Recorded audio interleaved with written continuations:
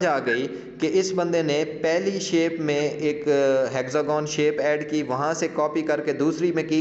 जब मैं तीसरी में उसको कॉपी करके ऐड करने लगा तो मैंने जैसे ही कॉपी किया कैनवा ने ऑटोमेटिकली उसकी जगह पर उसको प्लेस कर दिया। ठीक हो गया। अब अगला काम क्या करना है हमने? अगला काम अब हमने ये करना है कि हमने ये जो पेंसिल्स बनाई हैं इसके अंदर जो हमने डिज़ाइनिंग की है, यहाँ पर अब ये जो शेप लगाने का मकसद था, इस शेप लगाने का मकसद क्या था? इसको लगाने का मकसद ये था कि मुझे यहाँ पर आइकन्स ऐड करने थे। मैं आइकन ऐड करता हूँ, एलिमेंट में जाता हूँ, मैं लिखता हूँ digital marketing icon. Digital marketing का आइकन देखते हैं हमें किस तरह का मिलता है। ज़बरदस्त, ये हमें बहुत ही मज़े का आइकन मिल गया है। हम इसको स्मॉल साइज़ में करके इसको ले जाकर यहाँ पर एडजस्ट कर देंगे। ये अब डिजिटल मार्केटिंग का आइकन हमारा यहाँ एडजस्ट हो चुका है। ये पूरा पूरा आया है, थोड़ा सा छोटा करना पड़ेगा, थोड़ा सा इसको छोटा कर देते हैं।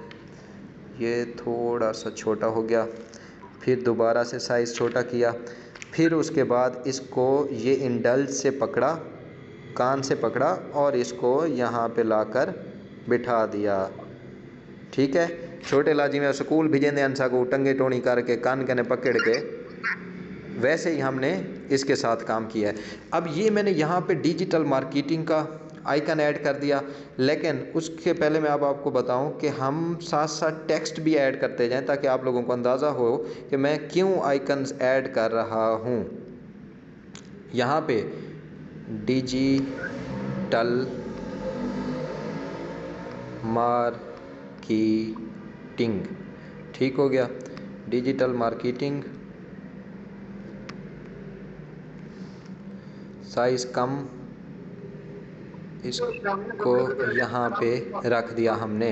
ये बन गया जी हमारा डिजिटल मार्केटिंग का। अब यहाँ पे हम क्या कर सकते हैं? फ़ॉन्ट साइज़ छोटा बड़ा कर सकते हैं अपनी मर्ज़ी का।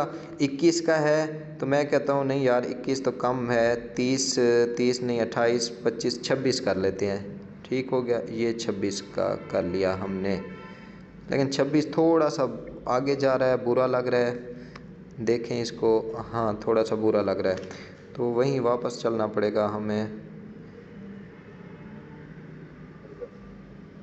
हाँ ये ठीक रहेगा, इसको हम यहाँ पे एडजस्ट कर देते हैं बिल्कुल दरमियान में।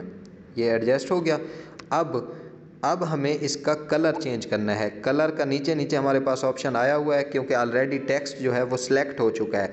टेक्स्ट सिलेक्ट हो चुका है, कलर हमने इसका वाइट कर दिया। अब दोबारा से यहाँ पे अब ये हमें ऑप्शन देगा इसको डुप्लिकेट करने का। ये दोबारा से हमने डुप्लिकेट किया, दोबारा से हमने इसको यहाँ ले आए, फिर दोबारा से डुप्लिकेट किया, उसने खुद ब खुद पहुँचा दिया। लेकिन क्योंकि हमारे सारे तो डिजिटल मार्केटिंग के नहीं है ना, तो हमने इसको एडिट करना है। हमने यहाँ लिखना है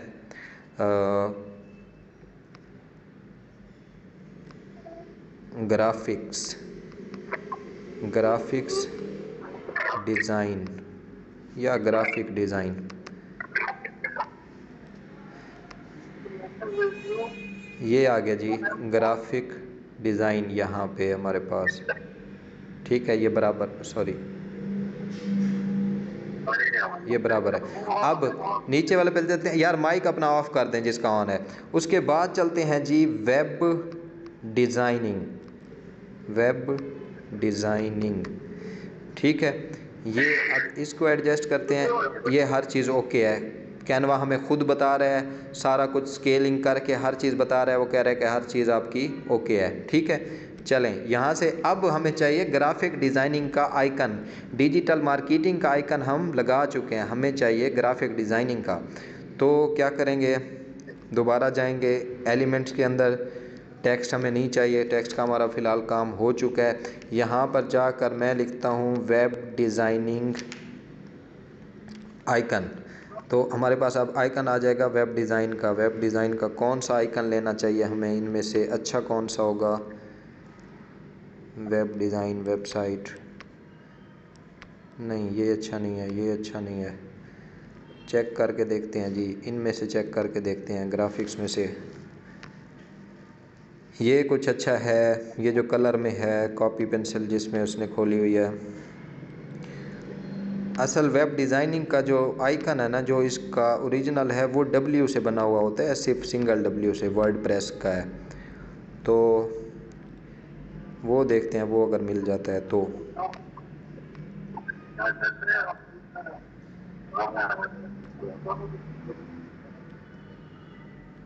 चलें, फ़िलहाल हम इसी से काम चला रहे हैं। वेब डिज़ाइनिंग का जो ओरिजिनल आइकन है वो और होता है, वो हमें नीचे जाके कहीं ढूंढना पड़ेगा। तो हम इससे काम चलाते हैं। हमारे पास ये आ गया जी वेब डिज़ाइनिंग का आइकन। बहुत बड़ा है, छोटा करना है इसको, तो ये हमने इसके अंदर एडजस्ट कर दिया। ये आ गया जी, सॉरी वेब डिज़ाइनिंग का चाहिए था हमें, तो वो यहाँ पे है, ये वेब डिज़ाइनिंग का आ गया। अब हमें आइकन चाहिए ग्राफिक डिज़ाइनिंग का। ग्राफिक डिज़ाइनिंग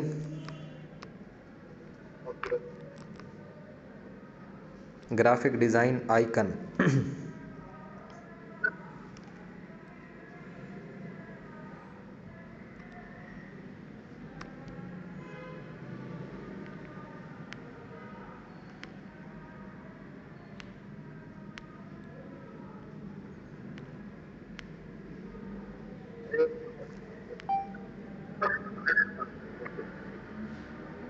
ये अच्छा है, ये ले लेते हैं।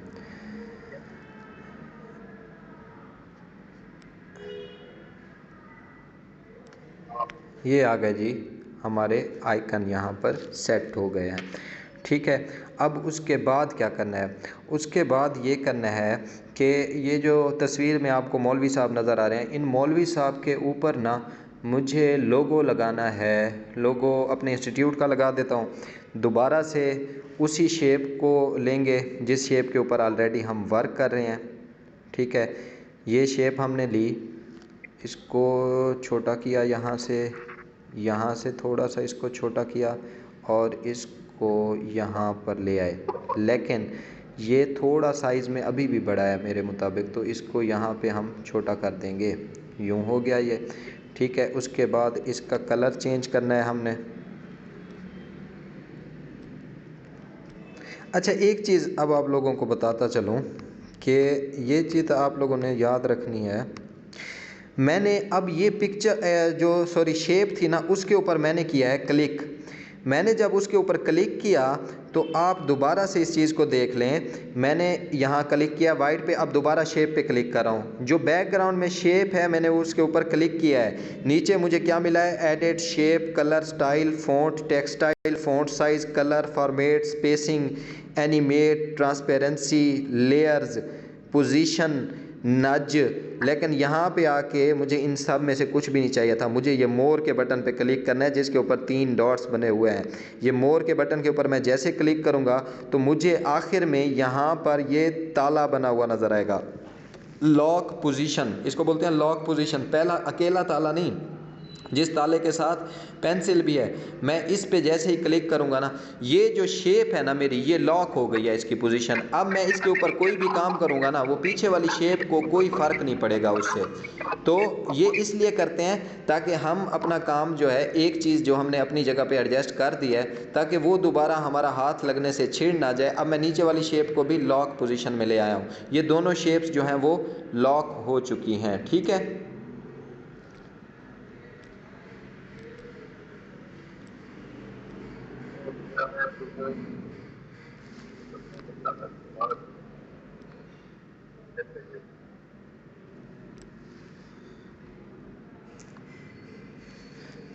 अच्छा जी, इसको हम दोबारा ले जाएंगे वहीं पे। थोड़ा सा इसका साइज़ छोटा किया और इसको ले आए यहाँ पे, लेकिन अभी भी इसका साइज़ बड़ा है।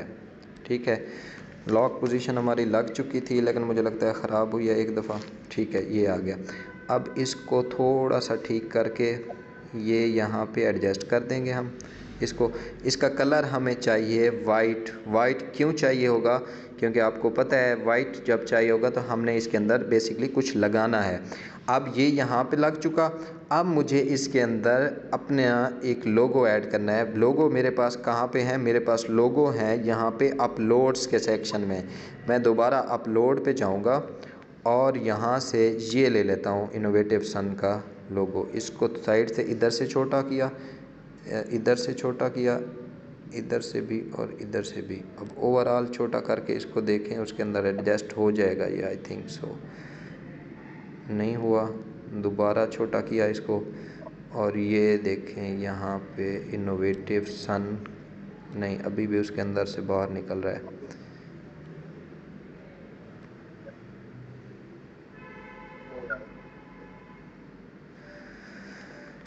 मैंने लॉक नहीं किया था लोगों की पोजीशन को, मुझे उसको लॉक करना चाहिए पहले, उसके बाद इसके ऊपर शेप को लाना चाहिए। तो ये यहाँ पे लोगों की पोजीशन को लॉक करें, मोर पे जाएं, नीचे से जाकर लॉक पोजीशन, ये आपको नज़र आ रहा है ताले के साथ साथ पेंसिल, ये अब लॉक हो चुका है।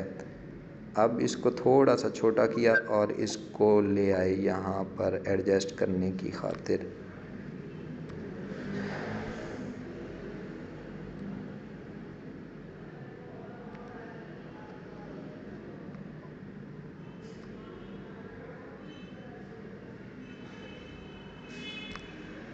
ये हमारा लोगो यहाँ पे एडजस्ट हो गया है। अब इसके साथ जब लोगो लगा हुआ है तो कुछ ना कुछ तो लिखा होना चाहिए था ना, तो वही इदारे का नाम लिख देते हैं यहाँ पे। इसके साथ टेक्स्ट में जाते हैं और सब हेडिंग बनाते हैं, सब हेडिंग बना लेते हैं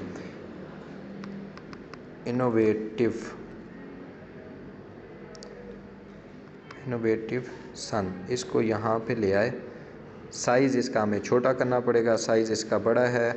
दोबारा यहाँ पे क्लिक, टेक्स्ट के ऊपर क्लिक किया, नीचे फ़ॉन्ट आ गए, साइज़ आ गए 34 है, ले जाओ जी इसको 25 पे, ये 25 हो गया इसका साइज़।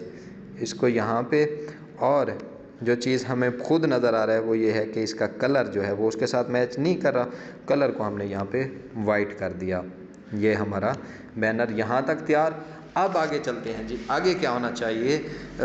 मेरा इरादा था कुछ और यहाँ पे लिखने का, लेकिन बहरहाल अब क्योंकि ऑनलाइन कोर्सेज़ की डिटेल यहाँ पे लिखी हुई है तो फिर यहाँ पे इंस्टीट्यूट का नाम लिख देते हैं दोबारा से। अब यहाँ पे देखें, हमें फ़िलहाल इनमें से कोई भी चीज़ नहीं चाहिए, हमें फ़िलहाल इनमें से कोई भी टेक्स्ट नहीं चाहिए, अभी हमें इसकी ज़रूरत पेश नहीं आई।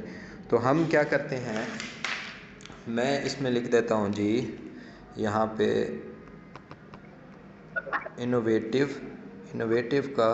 अब एक चीज़ चेक करें, इनोवेटिव का क्योंकि कलर वाइट है तो वाइट बैकग्राउंड भी वाइट है पीछे से, तो वो हमें नज़र नहीं आएगा।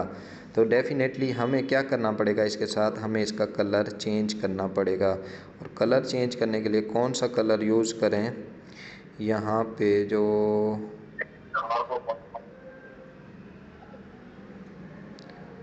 ये चेक करते हैं, नहीं ये कुछ ख़ास नहीं लग रहा मुझे कलर यहाँ पे। यहाँ से अगर हम कलर बनाने की कोशिश करें तो देखते हैं कौन सा कलर हमारे पास सही बन पाता है। इसको यहाँ पे शौक रख देते हैं, नीचे से थोड़ा सा चेंज करते जाते हैं। हाँ ये कुछ मुझे लग रहा है कि ये सूट करेगा कुछ हद तक, लेकिन ज़्यादा भी नहीं। हाँ ये ज़्यादा सही लग रहा है। थोड़ा सा इधर कलर ले जाएं इसका,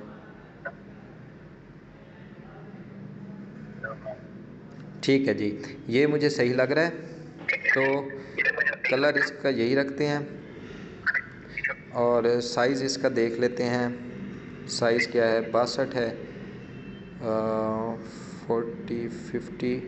50 करें इसका। अब एक काम करते हैं, इसका सारा जो है ना हम कैपिटल ही टाइप कर देते हैं।